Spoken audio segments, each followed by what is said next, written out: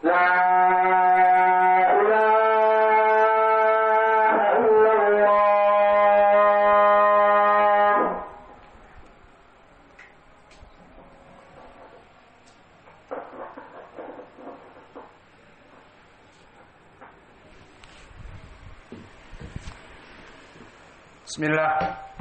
Innal hamdalillah nahmaduhu wa nasta'inuhu wa nastaghfiruh wa na'udzu billahi min shururi anfusina wa min sayyiati a'malina. May yahdihillahu fala mudhillalah wa may yudlil fala hadiyalah.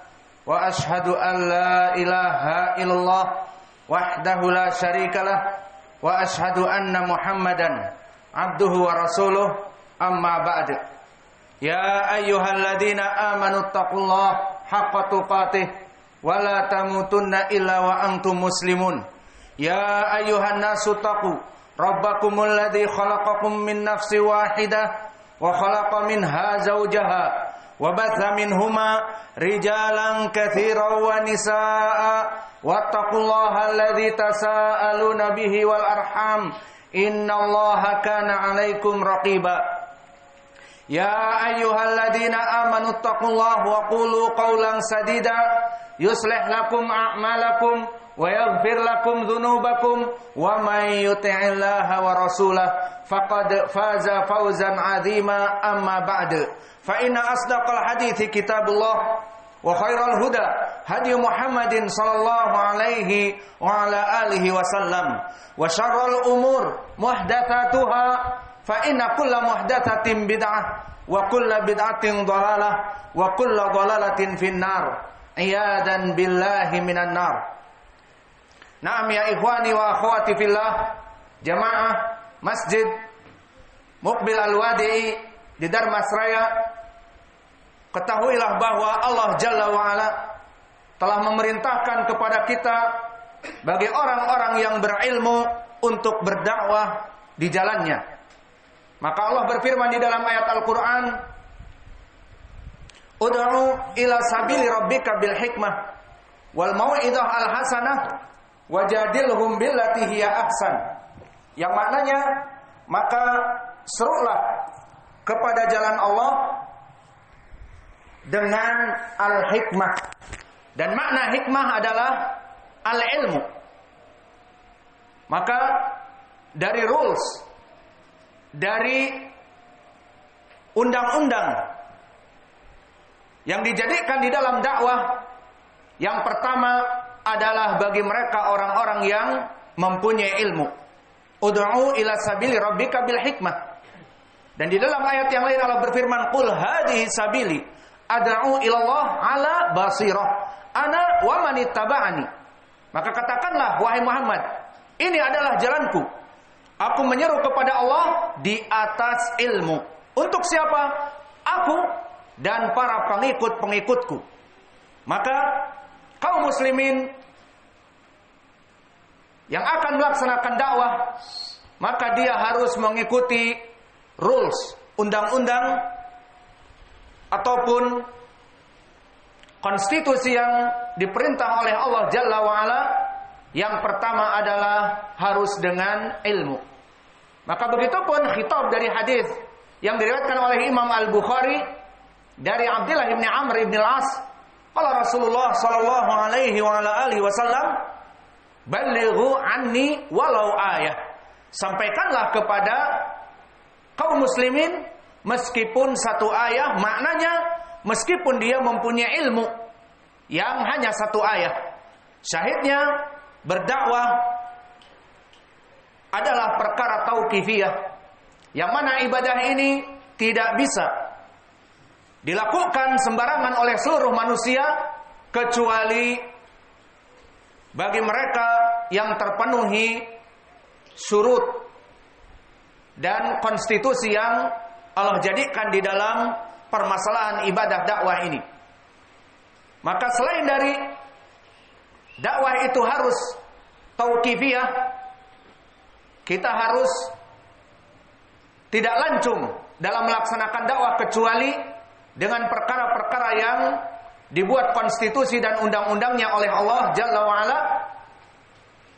Di antaranya adalah mempunyai ilmu, dan juga yang kedua, dakwah itu yang hakikah, yang diinginkan oleh Allah dan Rasulnya adalah menegakkan tauhid dan menghancurkan kesyirikan dan menjauhi ahli syirik. Maka Allah berfirman di dalam ayat Al-Quran, wa'budullah wa la tusyriku bihi syai'a. Maka beribadahlah hanya kepada Allah, dan janganlah kalian melaksanakan peribadatan-peribadatan disyarikatkan dengan makhluk-makhluknya.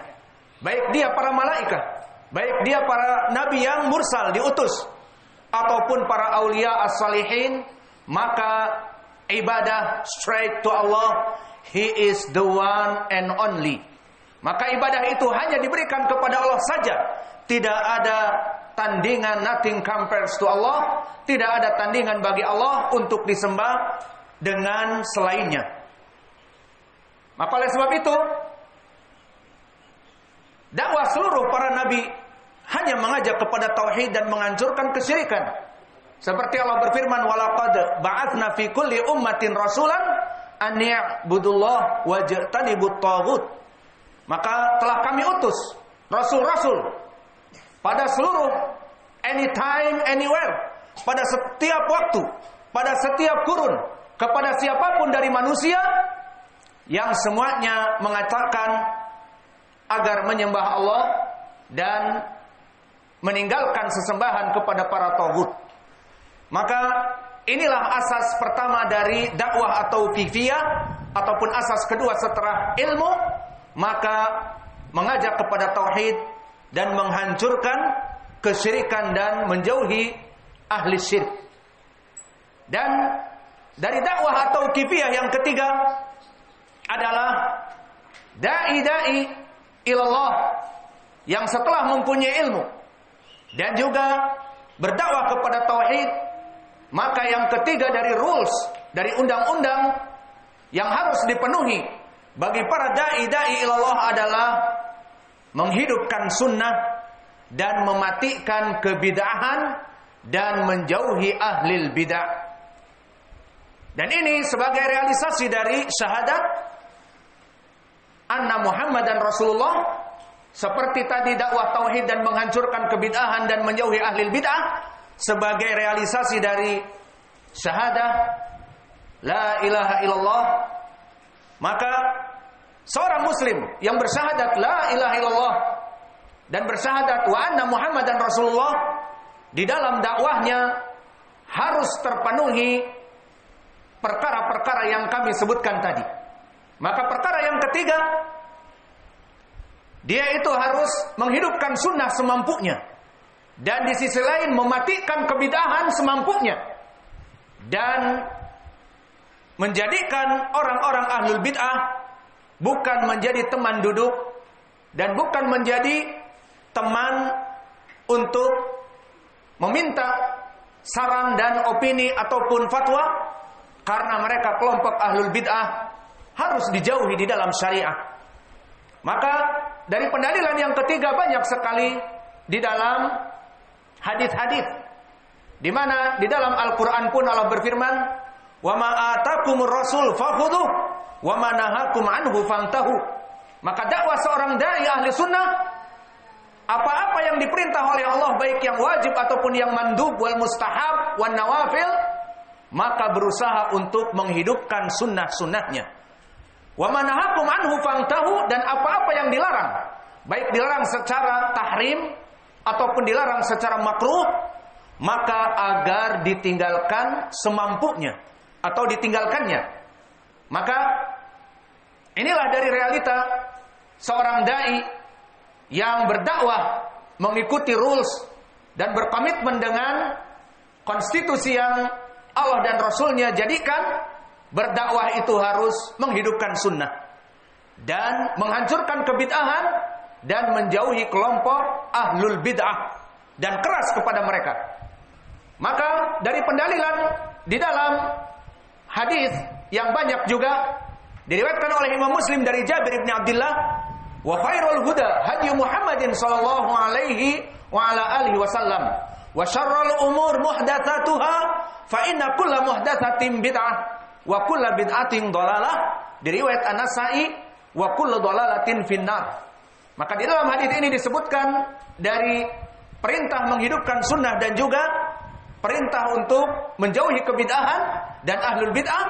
Disebutkan oleh Nabi kita bahwa sebaik-baiknya petunjuk bagi kaum muslimin adalah petunjuk Nabi Muhammad sallallahu alaihi wasallam, dan seburuk-buruknya perkara adalah al-muhdatsat, perkara-perkara dari hasil renovasi, dari hasil rekayasa dari sunnah-sunnah yang ada, dari Al-Quran dan sunnah yang sudah hak paten, maka direkayasa, direnovasi menjadi bid'ah hasanah, maka ini muhdatsatil umur.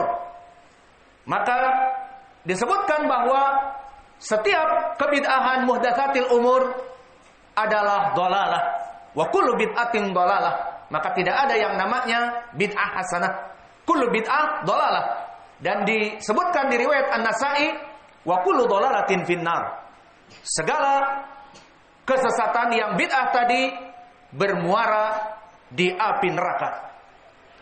Dan begitu pun di dalam hadis lain dari Irbad ibn Sariyah yang diriwayatkan oleh Imam Abi Dawud dan At-Tirmidzi, yang mana Nabi Muhammad sallallahu alaihi wasallam bersabda, "Alaikum bisunnati wa sunnatil khulafa ar-rasyidin al-mahdiyyin, addu 'alaiha binawajid.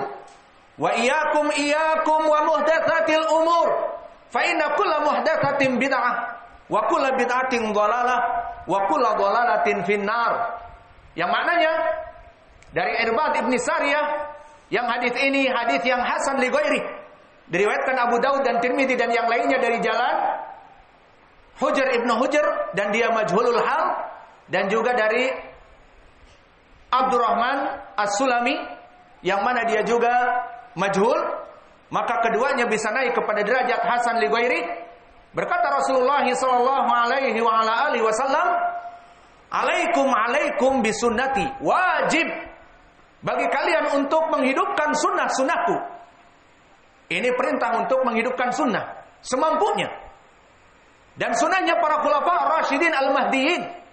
Maka gigitlah sunnah-sunnahku dan sunnah mereka, para khulafa ar-rasyidin al-mahdiyyin. Gigitlah dengan gigi geraham kalian. Dan makna addu 'alaiha binawajid bagi lugatil arabiyah, bagi orang-orang Arab adalah bukan maknanya digigit dengan gigi geraham, namun ini kias, maknanya pegang teguhlah di dalam hati untuk menghidupkan sunnah-sunnah Nabi dan para khulafa ar-rasyidin semampunya. Ini dia maknanya. Dan di sisi lain disebutkan wa iyyakum wa muhdatsatil umur, maka hati-hati, beware, caution, untuk tidak melaksanakan kebid'ahan. Karena kebid'ahan itu segalanya kesesatan, dan kesesatan akan bermuara di api neraka. Maka dari sinilah bahwa yang diinginkan dengan dakwah atau tauqifiyah, bahwa dakwah itu undang-undangnya dan rulesnya datang dari Allah, tauqifiyah. Tidaklah kita lancung melaksanakan dakwah semau kita, maka harus terpenuhi yang pertama al-ilmu, dan yang kedua harus menegakkan tauhid dan menghancurkan kesyirikan dan menjauhi ahli syirik, dan yang ketiga menghidupkan sunnah-sunnah dan mematikan kebid'ahan dan keras terhadap kelompok ahlul bid'ah. Maka ini adalah hakikat dakwah atau kifiyah yang diinginkan oleh Allah Jalla wa Ala. Astaghfirullahaladzim wa atubu ilaih.